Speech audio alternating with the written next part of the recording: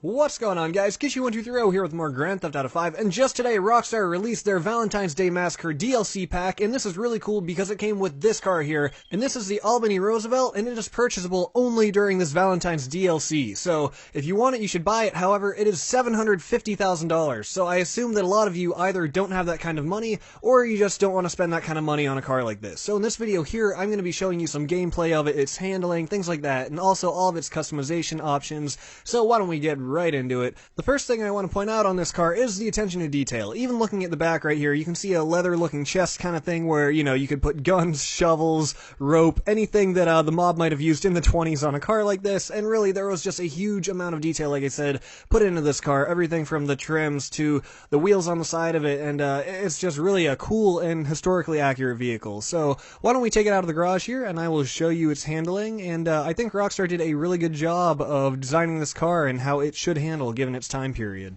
Okay, so as you would imagine, this car isn't the fastest. It's from the 1920s, so I don't think you would expect it to be that fast. But anyways, like I said, I think that Rockstar did a good job of designing this thing and its handling. It doesn't turn very sharp. Obviously, it's armored, so it's extremely heavy, and also because of its age and its weight, the suspension on it is actually pretty tight. It's kind of hard to tell from this video, but even riding up onto the curb and things like that, in normal cars, riding onto the curb wouldn't be too jarring, but I feel like in this vehicle, you could almost hear the thud as you drove up onto the curb, just because it is so, just such an old, outdated car and the construction that would have gone in it in that time period. I don't know if this is just coincidence or my own mind making me believe that because it's an old car, but I truly feel like Rockstar put that attention to detail in the game, and I really think this car is awesome. As you can see here, I ordered it in white. This is what it's going to look like if you get white. If you get black, it's going to be entirely black, and I'm really happy with my choice of white. I think it turned out really good, and as you can see here, I'm turning sharp there, and it actually doesn't turn that sharp. I was turning as sharply as possible. Here I'm doing the same, and you know, this car just, as cool as it is, I really do enjoy it. It is not a good car for racing or drifting, but it's definitely a cool car just as a mission car, just to drive around, a cruising car, and also just a really cool car to show off, because a lot of people aren't going to have this, because like I said, either, you know, these people are going to miss the Valentine's Day DLC, or they're just not going to be able to afford this car, since it is $750,000.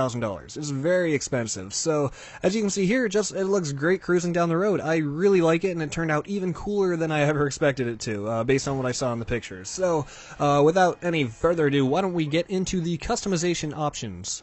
Okay, so the first thing you'll see when you pull into Los Santos Customs is, of course, the armor, and that is in increments of 20%. You can see 20 up to 100%. Below that, you've got brakes with the normal options, then the engine, once again with the normal options, and explosives. That's a cool car to rig with explosives. The horns are all there as usual. The lights, still the same lights. License plates, all the same license plates. That was actually theft and loss prevention, but anyways, here are the license plates where, okay, I put on the black one here because it looks better.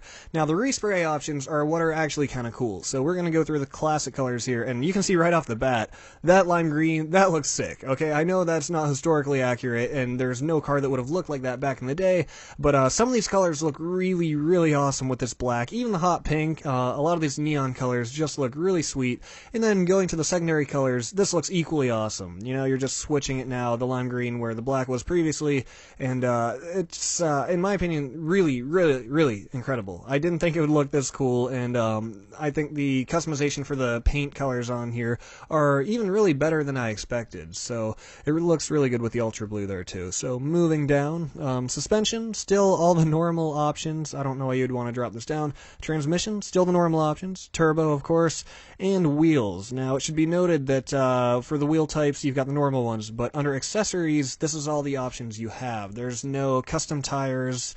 You've just got the smokes and bulletproof tires. And under windows here, limo I put on because that looks good. And I think, let me see, backing up, that's pretty much it. As you can see there, there are no cosmetic upgrades to this car. That is what I wanted to show you.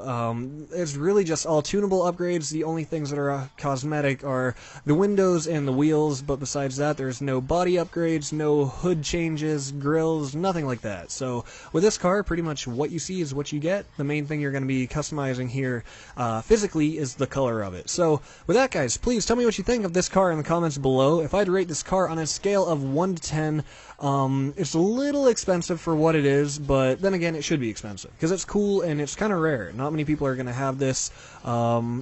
I would have to give this car a solid 8 or 9, just because of how cool it is. I mean, I think that it really just looks awesome. I know it's not the fastest, but the point isn't for it to be fast. You know, this was never really a fast car. It's supposed to be functional, armored, and, you know, from the 1920s. So, given all that, I'd have to give it, like I said, an 8 or a 9. So please tell me what you think in the comments below, and please stay tuned for more Grand Theft Auto 5 in the future. I will see you next time.